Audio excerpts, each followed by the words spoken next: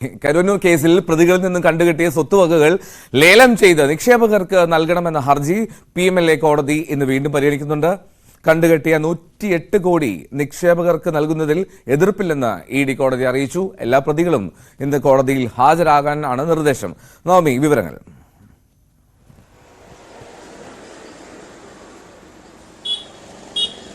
ED PMLA കോടതിയിൽ സ്വീകരിച്ച നിലപാട് സാധാരണക്കാരായ നിക്ഷേപകർക്ക് വലിയ രീതിയിൽ ആശ്വാസം നൽകുന്നതായിരുന്നു. തങ്ങളുടെ നഷ്ടപ്പെട്ട തുക തിരിച്ചു കിട്ടണമെന്നായിരുന്നു PMLA കോടതിയിൽ ഈ നിക്ഷേപകർ നൽകിയ ഹർജി. ഇതിന് അനുകൂലമായി തന്നെ ED നിലപാടെടുക്കുകയും ചെയ്തു. ഈ പ്രതികളിൽ നിന്നും കണ്ടുകിട്ടിയ സ്വത്തുക്കൾ, അതോടൊപ്പം തന്നെ ഈ വിവിധ ബാങ്കുകളിലെ ഈ സ്വകാര്യ അക്കൗണ്ട് അടക്കമുള്ള, പ്രഖ്യാപിക്കാത്ത അക്കൗണ്ടുകൾ അടക്കമുള്ളവയിൽ നിന്നും കണ്ടുകിട്ടിയ സ്വത്തുക്കൾ നിക്ഷേപകർക്ക് തിരിച്ചു നൽകാമെന്ന് ED വ്യക്തമാക്കുകയും ചെയ്തിരുന്നു.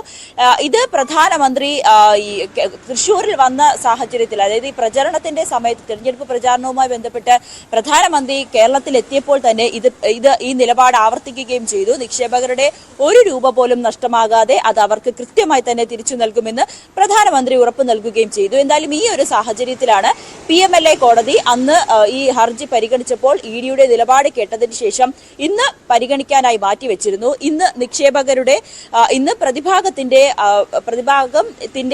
വാദമായിരിക്കും ഇന്ന് കേൾക്കുക. ഈ ഒരു നിലപാടിൽ, അതായത് നിക്ഷേപകരുടെ പണം തിരികെ നൽകുക എന്നുള്ളൊരു നിലപാടിൽ പ്രതിഭാഗത്തിന് ഏതെങ്കിലും തരത്തിലുള്ള എതിർപ്പുണ്ടോ എന്നടക്കമുള്ള കാര്യങ്ങളായിരിക്കും ഇന്ന് കോടതി പരിഗണിക്കുക. എന്തായാലും ആവശ്യപ്പെട്ട രേഖകൾ, ഈ നിക്ഷേപിച്ച തുക എത്ര രൂപയാണ് തിരിച്ചു കിട്ടാനുള്ളത്, ആ നിക്ഷേപിച്ച തുക അടക്കമുള്ള കാര്യങ്ങളിലെ വേണ്ട വിധത്തിലുള്ള രേഖകൾ സഹിതം PMLA കോടതിയിൽ ഹാജരാക്കാനാണ് കോടതി അന്ന് ആവശ്യപ്പെട്ടത്. കോടതിയുടെ അംഗീകാരമുണ്ടെങ്കിൽ അത് EDക്ക് കൈമാറുകയും ED ഈ തുക തിരിച്ചു നൽകുകയും ചെയ്യും.